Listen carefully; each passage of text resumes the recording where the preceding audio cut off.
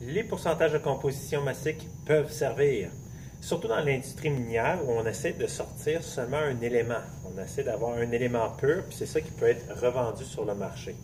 Bien, connaître le pourcentage de composition massique peut t'aider à estimer combien de substances tu vas réussir à sortir d'une roche.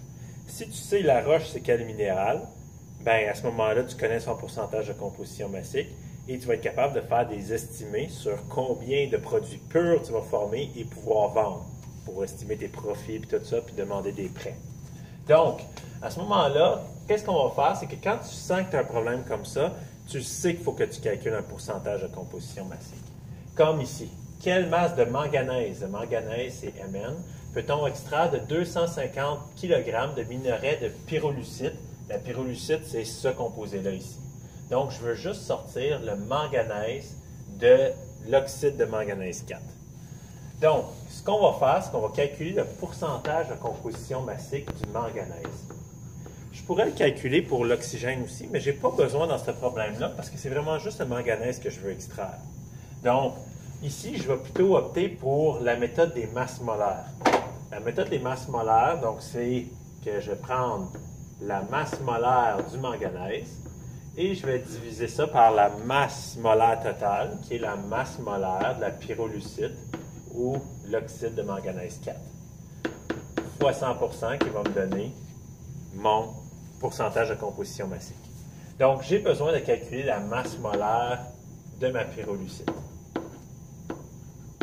C'est la masse molaire du manganèse plus 2 fois la masse molaire de l'oxygène. Masse molaire du manganèse, c'est 54,94. Et j'additionne ça à 2 fois la masse molaire de l'oxygène.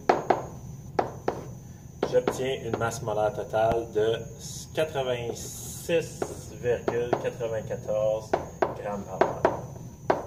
Donc là, je peux tout de suite utiliser ça dans ma formule. La masse molaire du manganèse, c'est 54,94 grammes par mol.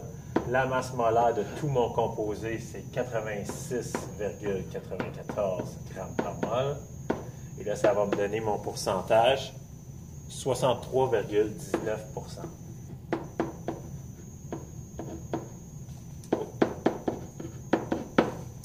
Donc, si j'ai une roche de 100 grammes, il y a 63,19 grammes qui vont être du manganèse pur. Donc, là maintenant, si j'ai 250 kg, combien de kilogrammes va être du manganèse pur?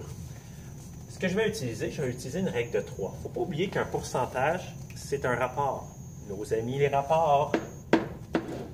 Donc, ici, mon pourcentage, c'est que j'ai 63,19%. Dans le fond, je ne serais pas obligé de noter pourcentage.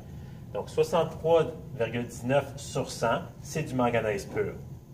100% de mon échantillon, c'est de quelle masse? Quand j'ai toute ma roche, okay, j'ai 250 kg de matériel. Donc, le 100%, je vais le mettre vis-à-vis le 250 kg. Parce que ça représente 100% de ma roche. Donc, si je cherche 63%, qui va être juste le manganèse, je vais utiliser une règle de 3 ou multiplication en croisée. Puis je vais obtenir que la masse de manganèse que je vais pouvoir extraire de 250 kg est égale à X, donc est égale à 158 kg. J'ai gardé 3 chiffres significatifs, pas à cause du 100, lui il y en a une infinité, à cause du 250 kg.